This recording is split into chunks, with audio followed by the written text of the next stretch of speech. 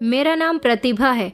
मैं जोर जोर से चीख रही थी, चिल्ला रही थी, मदद की गुहार लगा रही थी, मगर यहाँ मेरी सुनने वाला कोई भी नहीं था, क्योंकि वो इंसान मुझे एक ऐसी जगह ले आया था जहाँ पर मेरी आवाज़ दबकर रह गई थी।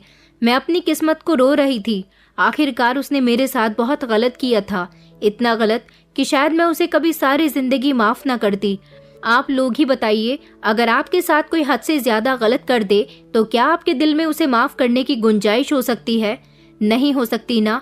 वो मुझे यहाँ बंद करके चला गया था और मैं ना जाने कब से यहाँ से निकलने का रास्ता ढूंढ रही थी, मगर यहाँ से निकलने का कोई भी रास्ता नहीं था। मैं फूट फूट कर रो रही थी। इस अकेले घर में मुझे सिवाय अपनी मौत के कुछ भी नजर नहीं आ रहा था। मुझे बचपन से ही अकेलेपन से बहुत डर लगता था, मगर आज वक्त ऐसा आ गया था कि मुझे इस अकेलेपन को ही अपना साथी बनाना था। मैं रोते रोते जमीन पर बैठ गई थी। दीवार से टेक लगाकर मैंने अपनी आंखें बंद कर ली, क्योंकि अब मेरी आंखों से आंसू आने भी बंद हो गए थे। और फिर मैं उस समय में पहुंच गई जहां से मेरी जिंदगी की शुरुआत हुई थी। दोस्तों, कहानी में आगे बढ़ने से पहले अगर आपने हमारे चैनल को अभी तक सब्सक्राइब नहीं किया तो चैनल को सब्सक्राइब करें। वीडियो अच्छी लगी हो तो वीडियो को लाइक करें और हाँ, कमेंट करके हमें अपनी राय ज़रूर दें कि आपको हमारी कहानी कैसी लगी। बचपन भी कितना हसीन होता है ना, जब हमारे साथ हमारे माता पिता होते हैं, भाई बहन होते हैं, हमें ढेर सारा प्यार करते हैं। मैं जब छोटी थी उस समय लगभग मेरी उम्र 13 साल होगी, जब मेरे सबसे बड़े विजय भैया की शादी हुई थी। मुझसे बड़ी मेरी 2 बहनें और थी। हम 3 बहनों की विजय भैया सबसे बड़े और इकलौते भाई थे।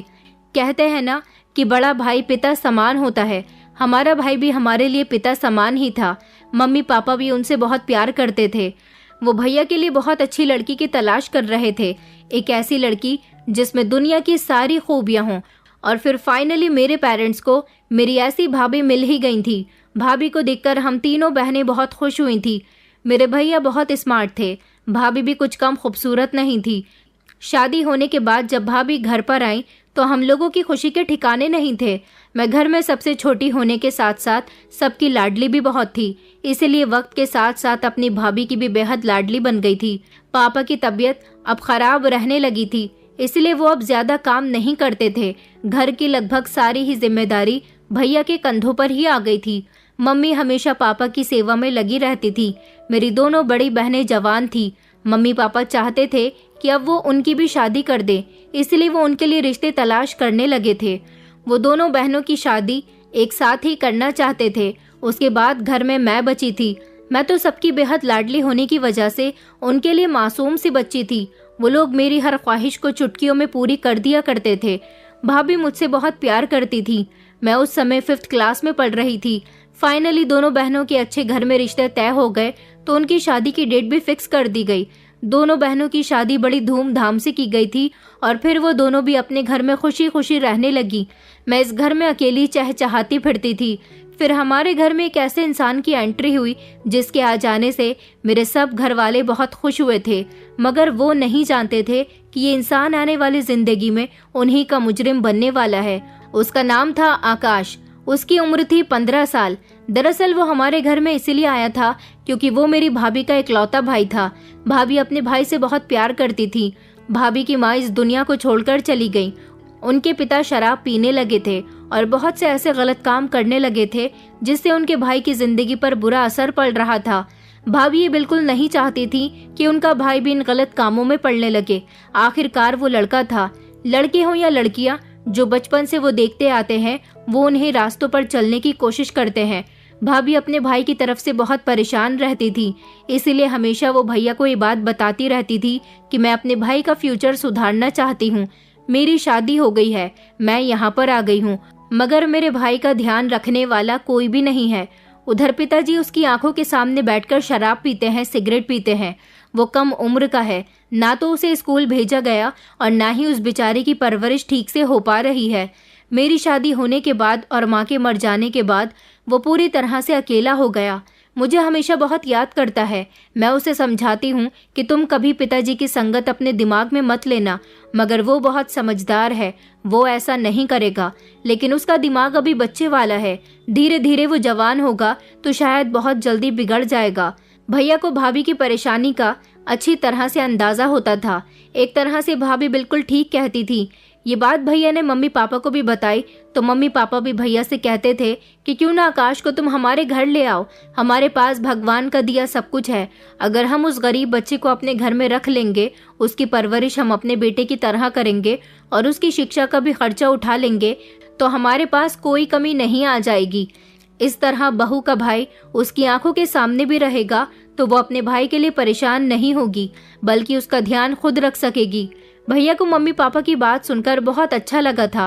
वैसे भी भाभी का भाई आकाश देखने में बहुत मासूम था। वो बेचारा हमेशा खामोश खामोश सा रहता था। शायद वक्त और हालात ने उसे ऐसा बना दिया था।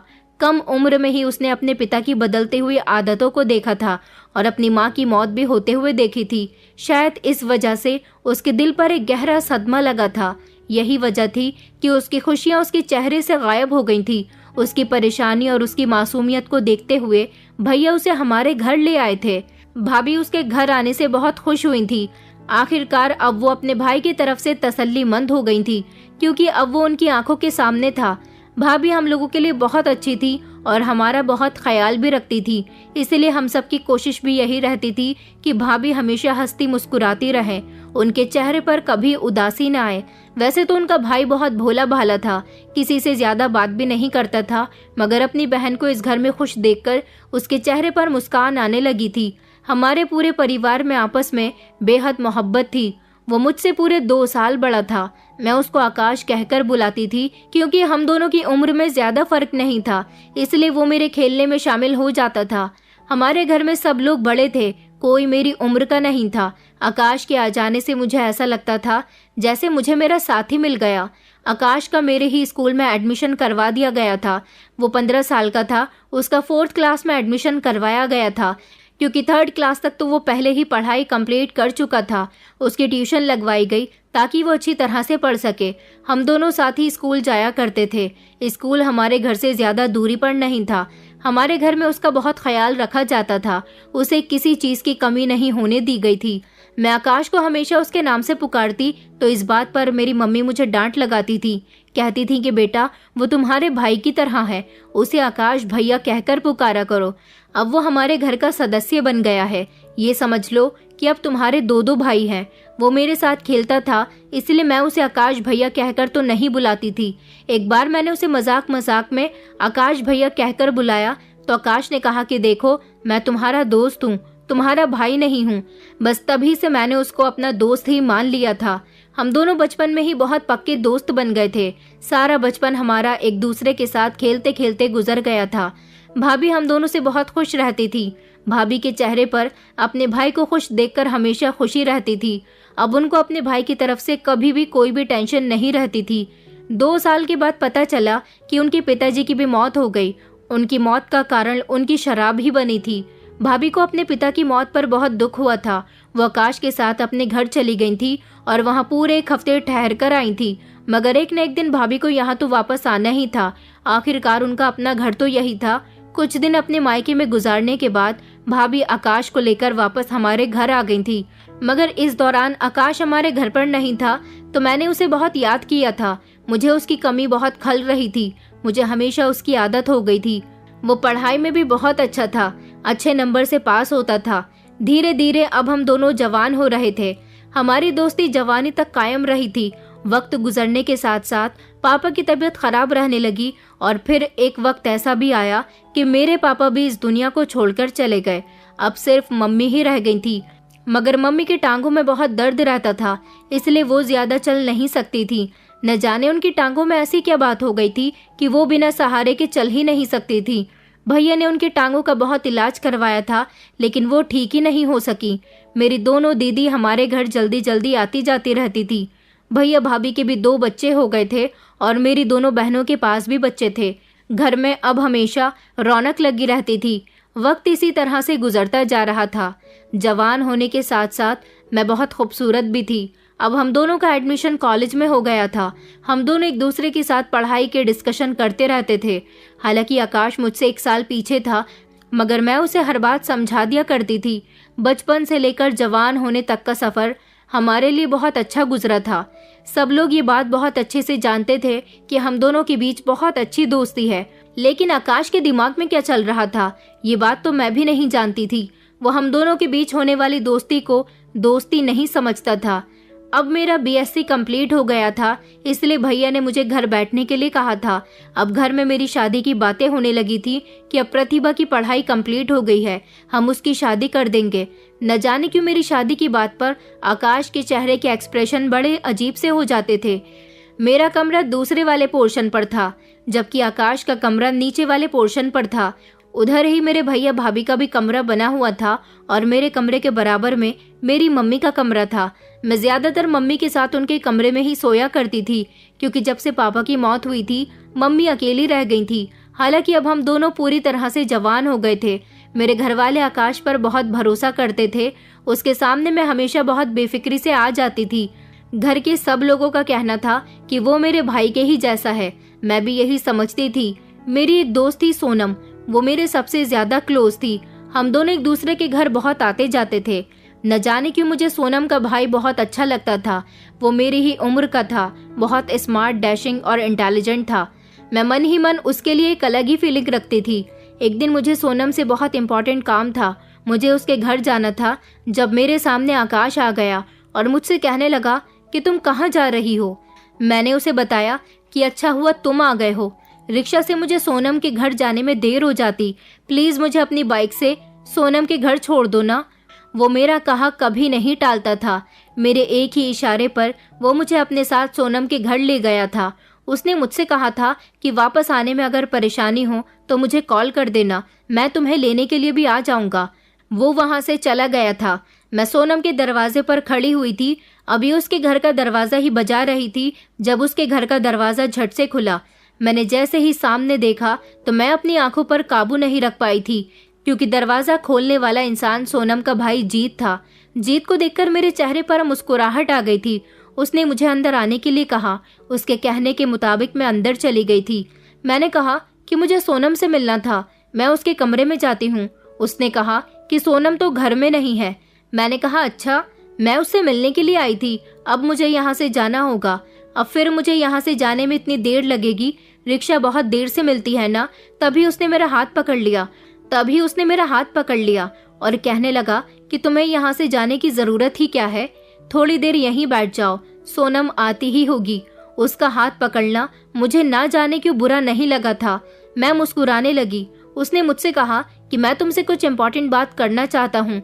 अच्छा हुआ आज तुम आ गई, अभी मैं तुम्हारी यादों में ही खोया हुआ था। न जाने क्यों उसकी ऐसी बातें मेरे दिल में जगह कर गईं, और अब जो उसने मुझसे बात कही थी उस बात को सुनकर मैं अपनी धड़कनों पर काबू नहीं कर पाई थी।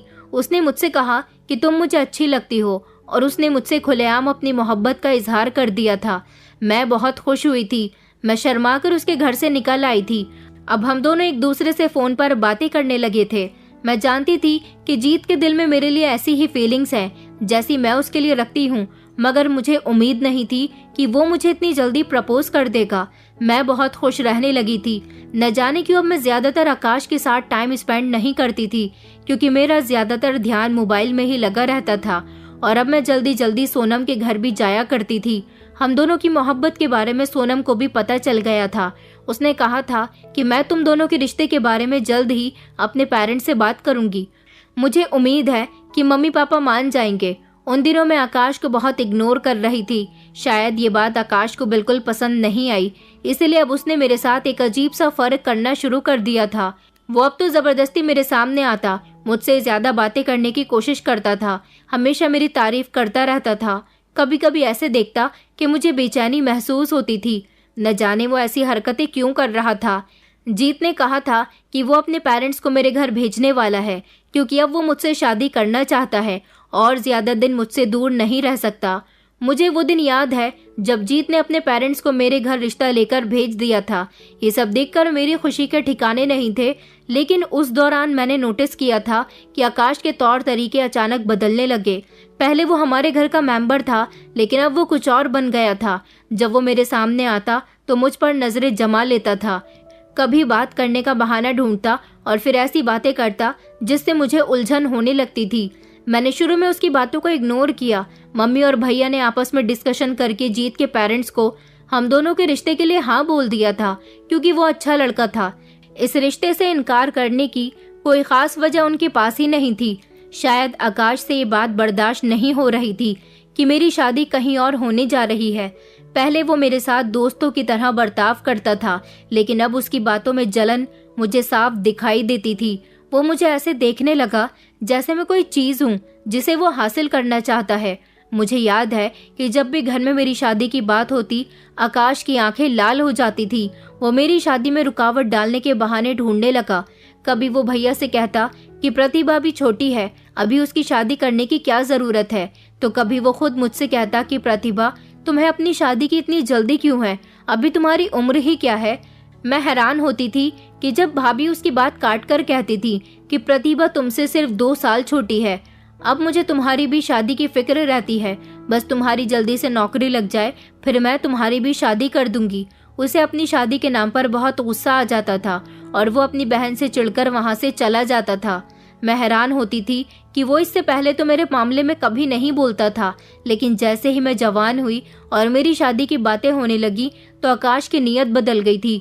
वो एक दिन सब लोगों के साथ बैठा हुआ था जब घर वाले मेरी जीत के साथ एंगेजमेंट की डेट फिक्स कर रहे थे। सब लोग बातें कर रहे थे कि एंगेजमेंट में सब किस किस तरह की तैयारी करेंगे। ये सारी बातें शायद आकाश को बहुत चुभ रही थी। उसका चेहरा बहुत गुस्से भरा हो रहा था। जब उससे सबकी खुशी बर्दाश्त न हुई तो वो वहां से उठकर चला गया। मुझे अंदाजा हो रहा था कि आकाश हर हाल में मेरी शादी रोकना चाहता है, क्योंकि वो कई बार बातों ही बातों में भाभी से ये बात कह चुका था कि प्रतिभा की शादी तुम लोग बहुत जल्दी कर रहे हो। वो मेरी जीत से शादी करने पर मन ही मन जल रहा था। एक दिन मैं छत पर जाकर जीत से कॉल पर बात कर रही थी जब वो अचानक मेरे पीछे आकर खड़ा हो गया। मुझे जब महसूस हुआ कि मेरे पीछे कोई है, मैंने झट से अपना फोन बंद कर दिया था। उसे इस बात का अंदाजा नहीं हुआ था कि मैं फोन पर बात कर रही थी। उसे अपने बराबर में खड़ा हुआ देखकर मैं वहां से जाने लगी जब उसने मुझे आवाज देकर पुकारा और मुझसे बातें करनी शुरू कर दी।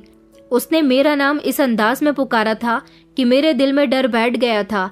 मैंने कहा, हाँ क्या बात है, लेकिन मेरी आवाज में कपकपाहट थी। उसने मुझसे कहा कि तुम्हें क्या लगता है कि तुम्हारी शादी जीत के साथ होनी चाहिए। उसने मुझसे सीधा सवाल किया। मैंने उसकी तरफ देखा और उससे कहा कि हाँ, मैं शादी करूंगी तो सिर्फ जीत से ही करूंगी, क्योंकि मैं उससे प्यार करती हूँ। आखिरकार वो मेरी दोस्त का भाई है। मैं तो उसे ना जाने कब से पसंद करती थी, वो भी मुझे पसंद करता है, तभी तो मेरे घर रिश्ता लेकर भी आया। अच्छा लड़का है, अच्छी नौकरी करता है, इसीलिए मेरे घर वालों ने आसानी से उसका रिश्ता एक्सेप्ट कर लिया। मैं बड़े घमंड के साथ ये बात कह रही थी तो वो मुझे देखकर कहने लगा कि ओहो, तो वो अमीर है, अच्छी नौकरी करता है, इसीलिए तुम उससे शादी कर रही हो। अगर मैं भी अमीर बन जाऊं, मेरी भी अच्छी नौकरी लग जाए, तो क्या तुम उसे छोड़कर मुझसे शादी कर लोगी? उसकी बात सुनकर मेरे पैरों तले से जमीन निकल गई थी कि वो कितनी आसानी से ये बात कह रहा था। वो मेरी बात का गलत मतलब निकाल रहा था। मैं उसकी बातें सुनकर बहुत घबरा गई थी, इसलिए वहां से भागते हुए नीचे आ गई थी। वो मुझे आवाजें लगाता रह गया था, मगर मैंने उसकी बात नहीं सुनी। 2-3 दिन गुजरे थे जब मैं अपने कमरे में मौजूद थी। मेरी मम्मी उस समय सो रही थी। मैं अपने बिस्तर पर लेटी हुई थी। जब वो मेरे कमरे में आया तो मैं उसे देखकर घबराकर उठकर बैठ गई थी। वो मेरे बिस्तर पर आकर बैठ गया। पहले तो मुझे अजीब अजीब नजरों से देखने लगा। मैं अजीब से कंफ्यूजन का शिकार हो रही थी। फिर उसने अचानक अपना हाथ आगे बढ़ाया और मेरा हाथ पकड़ लिया। मेरा दिल जैसे एक लम्हे के लिए रुक गया था। मैंने अपने हाथ को फौरन छुड़ाने की कोशिश की, लेकिन उसने मुझे बहुत मजबूती से पकड़ा हुआ था। मेरी सांसें तेज हो गई थी और शरीर में एक अजीब सा करंट दौड़ गया। उसने कहा कि प्रतिभा, तुम मुझे बहुत अच्छी लगती हो, बचपन से ही मैं तुम्हें चाहता हूँ। उसके ये शब्द सुनकर मेरा दिल दहल गया था। मेरी आंखें डर से फैल गई थी। मैंने हमेशा आकाश को सिर्फ अपना दोस्त समझा था, लेकिन आज उसके बिहेवियर में बहुत बदलाव आ गया था। वो मेरी समझ से बाहर था। मैं कुछ देर के लिए बोल ही नहीं पा रही थी।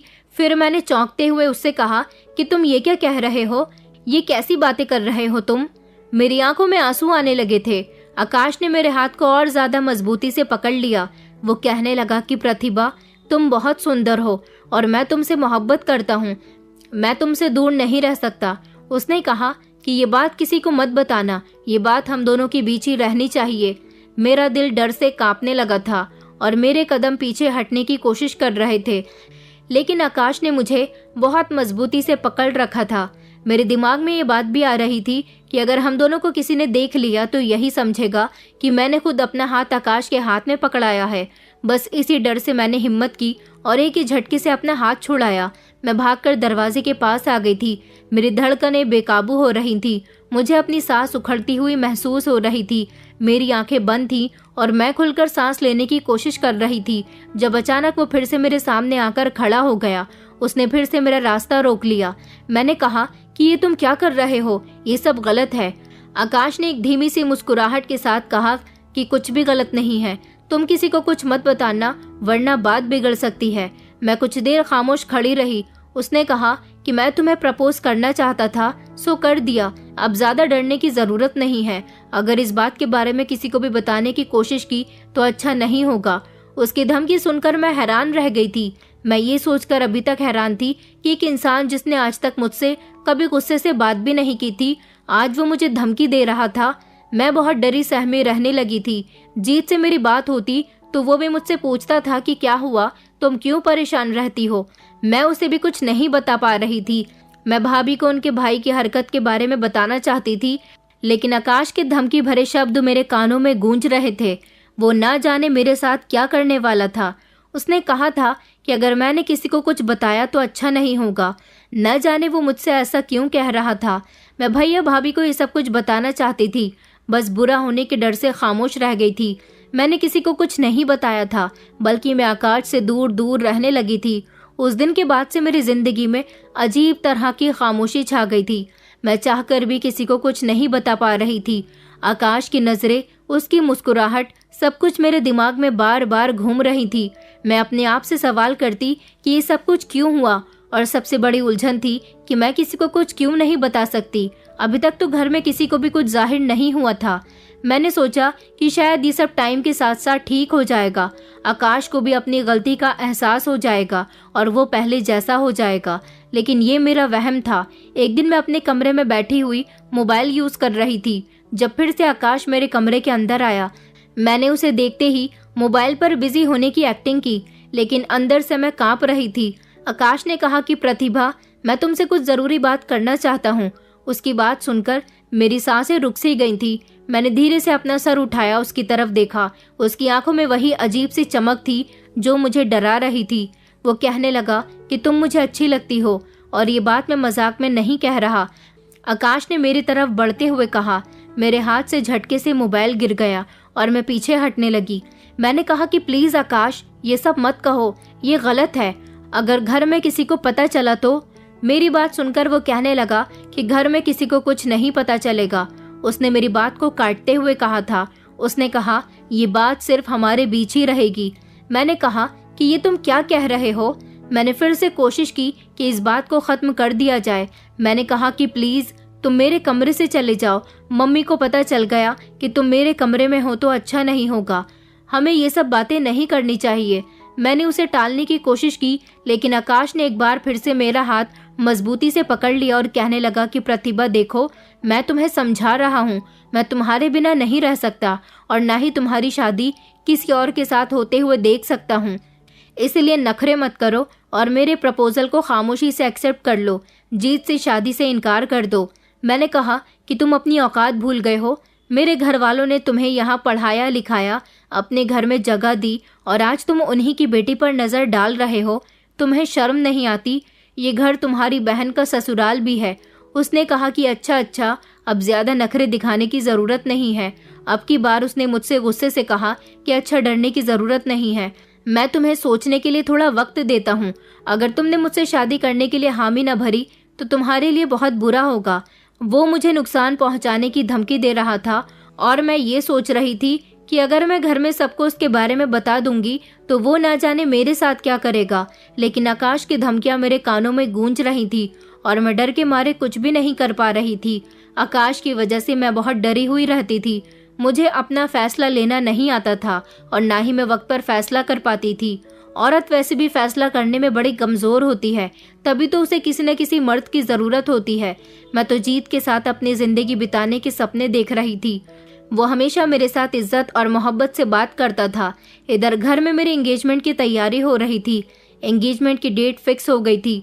अगर आकाश को पता चल गया तो वो जरूर कोई ना कोई रुकावट डालने की कोशिश करेगा। वो जिस तरह से मुझ पर अपनी नजर जमाता था और जिस तरह से मुझसे बातें करता था, मैं जानती थी कि वो मुझे कभी खुश देखना नहीं चाहेगा। उसका बिहेवियर और वो दिन जब उसने मेरा हाथ पकड़ा था, सब कुछ मुझे इसी बात की तरफ इशारा कर रहा था कि वो मुझे किसी और के साथ नहीं देखना चाहता। मैं दिल ही दिल में जीत के साथ अपनी जिंदगी गुजारने के सपने देखती थी, लेकिन आकाश का साया मेरे खुशियों पर मंडरा रहा था। मैं बहुत उलझन में थी कि इस मुश्किल समय में खुद को कैसे संभालूं। फाइनली मेरी एंगेजमेंट का एक दिन रह गया था जब रात के समय आकाश मेरे कमरे में आया और कहने लगा कि तुमने मुझे अभी तक कोई जवाब नहीं दिया। कल तुम्हारी एंगेजमेंट जीत के साथ नहीं बल्कि मेरे साथ होगी। तुम अपने घर वालों से खुद कहोगी कि तुम्हें जीत के साथ शादी नहीं करनी बल्कि मेरे साथ शादी करनी है। अब की बार मुझे आकाश से बहुत डर लग रहा था, क्योंकि वो बड़े ही गुस्से में मुझसे बात कर रहा था। न जाने उसके अंदर इतनी हिम्मत कहाँ से आ गई थी। उसने मेरा हाथ पकड़कर मुझसे कहा कि अगर तुमने मेरी बात नहीं मानी तो मैं जबरदस्ती भी तुम्हारे साथ शादी कर सकता हूँ। इसीलिए बेहतर यही होगा कि तुम खामोशी से मेरी बात मान जाओ। मैं उसके आगे हाथ जोड़कर रिक्वेस्ट कर रही थी कि प्लीज मेरे साथ ऐसा मत करो। मेरे दिल में तुम्हारे लिए मोहब्बत जैसी कोई बात नहीं है। मैं बचपन से तुम्हें दोस्त मानती हूँ, मगर मुझे नहीं पता था कि तुम मेरे दिल में अपने लिए कैसी फीलिंग्स रखते हो। प्लीज मेरी जिंदगी बर्बाद मत करो। मैं जिसके साथ खुश रहना चाहती हूँ, मेरी शादी उसी के साथ होने दो। मैं कभी तुम्हारे साथ खुश नहीं रह सकूंगी। मेरी बात सुनकर उसे बहुत गुस्सा आया। उसने मेरे मुंह पर एक जोरदार थप्पड़ मार दिया। मैं रोने लगी थी। मैंने कहा कि ये तुम क्या कर रहे हो। अभी मैं इससे आगे उससे कुछ कहती, इतनी ही देर में मेरे भैया भाभी कमरे के अंदर आ गए। भैया ने ये सब कुछ अपनी आंखों से देख लिया था, जबकि भाभी को भी ये सब देखकर अपनी आंखों पर विश्वास नहीं हो रहा था। भैया ने कमरे के अंदर आते ही आकाश का गिरेबान पकड़ लिया। भैया कहने लगे कि कमीने इंसान, तेरी हिम्मत कैसे हुई मेरी बहन के साथ बदतमीजी करने की। तूने उस पर हाथ कैसे उठाया। भैया ने भी उस पर हाथ उठाना शुरू कर दिया था। मैं एक तरफ सहमी खड़ी हुई थी, जबकि उन दोनों के बीच खूब लड़ाई झगड़ा हो रहा था। भाभी उन दोनों को बचाने की कोशिश कर रही थी। शोर की आवाज सुनकर मम्मी अपने कमरे से जोर जोर से चिल्लाने लगी कि क्या हो रहा है। मम्मी चल नहीं सकती थी, इसलिए वो कमरे से आवाज लगा रही थी। मुझे बहुत डर लग रहा था। वो दोनों आपस में इस तरह से झगड़ रहे थे कि कमरे की हालत भी खराब होने लगी थी। सामान भी इधर उधर गिर रहा था। आकाश भैया से बार बार कह रहा था कि मैं इसे पसंद करता हूँ, मेरी शादी इससे ही होगी, मैं इसको किसी और का होने नहीं दूंगा। जबकि भैया उसको गालियां दे रहे थे, उसको मार रहे थे। उन दोनों की हाथापाई के बीच एक ऐसा हादसा हो गया जो कि नहीं होना चाहिए था। आकाश के हाथ में मेरे कमरे में रखी हुई कैंची लग गई और उसने अपना बचाव करने के लिए वो कैंची उठाकर भैया के पेट में मार दी। ये सब देखकर तो भाभी की आंखें फटी की फटी रह गई थी, जबकि मेरी भी एक जोरदार चीख निकल गई थी। भाभी को गुस्सा आया तो भाभी आकाश के पास उसको पकड़ने के लिए गई और कहने लगी कि तूने ये क्या कर दिया। उन्हें अपने भाई से जरा भी डर नहीं लग रहा था। वो नहीं जानती थी कि आकाश बहुत खतरनाक इंसान है। उसने इतनी ही देर में भाभी पर भी कैंची से वार कर दिया और कहने लगा कि जिसने भी मेरे करीब आने की कोशिश की, मैं उसे जान से मार दूंगा। भाभी को उम्मीद नहीं थी कि उनका भाई उन पर ही वार कर सकता है। आकाश की आंखों में खून उतर आया था। इस समय उसके सामने जो भी आता वो उसको मारने के लिए तैयार था। भैया की हालत बहुत खराब हो रही थी। उनके पेट से बहुत तेजी से खून निकल रहा था, जबकि कुछ ऐसी ही हालत भाभी की भी हो रही थी, क्योंकि उसने भाभी के कंधे पर कैंची मारी थी। भैया भाभी दोनों घायल हालत में जमीन पर पड़े थे। मैंने आकाश को देखा। मैं झट से भागकर मम्मी के कमरे में चली गई। मम्मी मुझे देखकर बहुत डर गई थी। मैंने उनको गले लगा लिया और रोते हुए उनसे कहा कि मम्मी प्लीज मुझे बचा लो, ये इंसान मुझे भी मार डालेगा। आकाश के हाथ में अभी भी कैंची थी। वो मम्मी के कमरे में भी आ गया था। मम्मी उससे कहने लगी कि क्या बदतमीजी है आकाश, ये तुम क्या कर रहे हो। मगर आकाश ने किसी की न सुनी। मैंने मम्मी को मजबूती से पकड़ा हुआ था। वो मेरे करीब आया। उसने मेरा हाथ पकड़ लिया और मुझे अपने साथ ले जाने लगा। मुझसे कहने लगा कि मैंने तुझे कहा था ना कि अगर तुम लोगों ने कुछ भी होशियारी करने की कोशिश की तो बहुत बुरा होगा। देख लिया तुमने अंजाम। आकाश का इतना खतरनाक रूप मैंने पहली बार देखा था। मम्मी जोर जोर से चिल्ला रही थी, मेरी बेटी को कहाँ लेकर जा रहे हो? मैं भी उससे खुद को छुड़ाने की कोशिश कर रही थी, मगर वो मेरा हाथ पकड़कर मुझे जबरदस्ती घर से बाहर ले आया और मुझे गाड़ी में बिठाकर अपने साथ यहाँ इस घर में ले आया था, जहाँ पर मैं अपनी बेबसी को याद करके रो रही थी। रोते रोते मेरा बुरा हाल हो रहा था। न जाने वो मुझे यहाँ अकेला छोड़कर कहाँ चला गया था। मुझे इस समय जीत की बहुत याद आ रही थी और मैं सोच रही थी कि न जाने मेरे भैया भाभी अब जिंदा रहे भी होंगे या नहीं। मेरी मम्मी का क्या हाल हो रहा होगा। 2 घंटे मुझे इसी तरह इस घर में एक तरफ बैठे हुए हो गए थे, जब मुझे घर के अंदर किसी के दाखिल होने की आवाज़ सुनाई दी। मैं घबराकर उठकर खड़ी हुई थी। ये इंसान कोई और नहीं बल्कि आकाश था। आकाश ने मेरा हाथ पकड़ा और मुझे अपने साथ ले जाने लगा। कहने लगा कि हम दोनों शादी करेंगे। उसने इसी घर में पंडित जी को बुलाकर शादी का इंतजाम करवा लिया था। ये दरिंदा मेरे साथ शादी करना चाहता था, मगर मुझे तो इस समय उसकी शक्ल भी बहुत बुरी लग रही थी। मैं सोच रही थी कि मैं क्या करूं। अब तक मैं इस दरिंदे से डरती ही आई थी। अगर मैं इसको वक्त पर ही मुंहतोड़ जवाब दे देती तो शायद आज बात इतनी न बढ़ती। मुझे अपनी बेबसी और लाचारी पर बहुत गुस्सा आ रहा था। पंडित जी शादी की तैयारी कर रहे थे।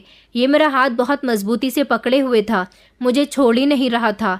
यहाँ पर हम तीनों के अलावा कोई भी नहीं था। तभी मेरी नज़र घर के दरवाजे पर गई। घर का दरवाज़ा खुला हुआ था। मुझे कुछ भी करके यहाँ से निकलना था। मैंने अपने हाथ में नरमी डाल दी थी। मैंने आकाश से कहा था कि मेरा हाथ छोड़ो, जब तुम सबको मार चुके हो तो मुझे भी मार दो। तुमने ये भी नहीं सोचा कि तुमने अपनी बहन और उसके पति को भी मार दिया। तुम नहीं जानते कि उनके छोटे छोटे बच्चे हैं। आकाश ने मेरा हाथ छोड़ दिया क्योंकि इस समय वो मुझसे बात करने में बिजी हो गया था। उसने कहा, जो मेरे रास्ते में आएगा मैं उसे इसी तरह से मार डालूंगा। इसलिए तो तुमसे कहता हूँ कि मुझसे खामोशी से शादी कर लो। मैं नहीं चाहता कि मैं तुम पर भी जानलेवा हमला करूं। मैंने कहा कि अच्छा ठीक है, मैं तुमसे शादी करने के लिए तैयार हूँ, मगर मेरी एक शर्त है। आकाश मेरी तरफ गौर से देख रहा था और वो कहने लगा कि बताओ क्या शर्त है। मैं पंडित जी की तरफ देख रही थी, जिन्होंने अग्नि तैयार कर ली थी। उसमें आग जलने लगी थी। आकाश मेरी शर्त सुनने के लिए बेचैन हो रहा था। मैंने झट से उसे इस जलती हुई अग्नि के अंदर धक्का दे दिया। वो धड़ाम से उसमें जा गिरा था। मैं जल्दी से वहां से भागने के लिए इतनी तेज तेज कदम बढ़ाकर वहां से भाग रही थी कि मेरी सांस फूल रही थी। फिलहाल तो मैं उस घर से निकल आई थी। आकाश भी मेरे पीछे पीछे आ रहा था। मैं इतनी तेज भाग रही थी कि मुझे अपना कोई होश ही नहीं था। सड़क पर बस मैं भागती हुई चली जा रही थी। पीछे मुड़कर देखने का भी मेरे पास समय नहीं था। आकाश जोर जोर से चिल्ला रहा था कि रुको, मैं तुम्हें छोड़ूंगा नहीं। अब की बार मैं तुम्हें जान से मार दूंगा। अगर तुम मेरी न हो सकी तो मैं तुम्हें किसी और का भी नहीं होने दूंगा। मुझे कुछ भी करके यहाँ से भागना था। मैं भागते भागते इतनी दूर तक आ गई थी कि आकाश मुझे पकड़ नहीं सका था। उसके शरीर पर जलने के कुछ घाव तो आए ही होंगे, क्योंकि अग्नि की लपटें उठ रही थी और मैंने उसी अग्नि में उसको झोंक दिया था। मैं तो चाहती थी कि वो उसी अग्नि में जलकर राख हो जाए, मगर वो बच गया था। शायद अब वो मेरे पीछे भागने की हिम्मत हार चुका था। मैं भागते भागते जीत के घर आ गई थी। मैं जैसे ही वहां पहुंची तो वहां पर जीत मौजूद ही नहीं था, मगर सोनम अपने पेरेंट्स के साथ थी। सोनम ने जब मेरी इतनी बुरी हालत देखी तो वो मुझसे पूछने लगी कि क्या हुआ। घर में सब लोग मुझे देखकर परेशान हो गए थे। मैंने उसे पूरी बात बताई। उस समय जीत ऑफिस गया हुआ था। सोनम ने उसे कॉल करके जल्दी से घर बुला लिया। जीत को भी अब सब कुछ पता चल गया, तो जीत ने मुझे भरोसा दिलाया था कि अब मुझे घबराने की ज़रूरत नहीं है, क्योंकि अब वो मेरे साथ है। जीत ने आकाश के खिलाफ पुलिस में कंप्लेंट दर्ज करवा दी थी और पुलिस ने आकाश को ढूंढ निकाला था। मेरे भैया तो इस दुनिया से जा चुके थे, मगर भाभी अभी तक घायल थी। मम्मी की तबीयत भी बहुत ज़्यादा खराब हो गई थी। लगभग मेरा पूरा परिवार ही अस्पताल में मौजूद था। मेरा तो रो रो कर बुरा हाल हो रहा था। पुलिस ने आकाश को ढूंढ निकाला था। मोहब्बत का भूत उसके दिमाग पर इतना सवार हो गया था कि वो हम सबकी नज़रों में गिर गया था। उस पर मेरे घर वाले बहुत भरोसा करते थे और कभी कभी हमारा भरोसा तोड़ने वाले हमारे अपने ही होते हैं। भगवान की कृपा से मेरी भाभी की जिंदगी तो बच गई थी। कुछ दिनों के बाद वो ठीक हो गई। आकाश को जेल पहुंचा दिया गया था, जबकि जीत ने मुझे भरोसा दिलाया था कि अब मेरे साथ कभी कुछ गलत नहीं होगा। वो मुझसे शादी करेगा और मेरा बहुत ख्याल रखेगा। भाभी जब ठीक हो गई तो उन्होंने मुझसे अपने भाई की गलती की माफ़ी मांगी थी उन्होंने कहा कि उसे तो कभी मैं भी माफ नहीं करूंगी। हम लोगों ने उसके साथ क्या कुछ नहीं किया। उसने हमारी भलाई का हमें ये सिला दिया। कभी कभी हम किसी के साथ अगर भलाई करते हैं तो वो हमारे लिए फायदेमंद नहीं बल्कि एक बहुत बड़ी मुसीबत का सबब बन जाता है।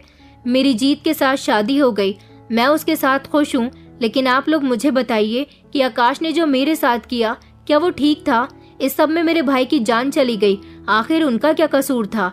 मेरी भाभी की जिंदगी बर्बाद हो गई, उनका भी क्या कसूर था? और आकाश जिसने मोहब्बत के जुनून में अपनी ही बहन के पति को जान से मार दिया, वो एक कातिल बन गया और आज वो जेल में अपनी सजा काट रहा है। अगर वो खुद पर कंट्रोल कर लेता तो आज इतनी जिंदगियां बर्बाद न होती। दोस्तों, उम्मीद करती हूँ आपको हमारी कहानी पसंद आई होगी। कहानी पसंद आई है तो वीडियो को लाइक करें, चैनल पर नए हैं तो चैनल को सब्सक्राइब करें और हाँ, नोटिफिकेशन बेल को जरूर दबाएं ताकि अगली अपडेट सबसे पहले आपको मिले।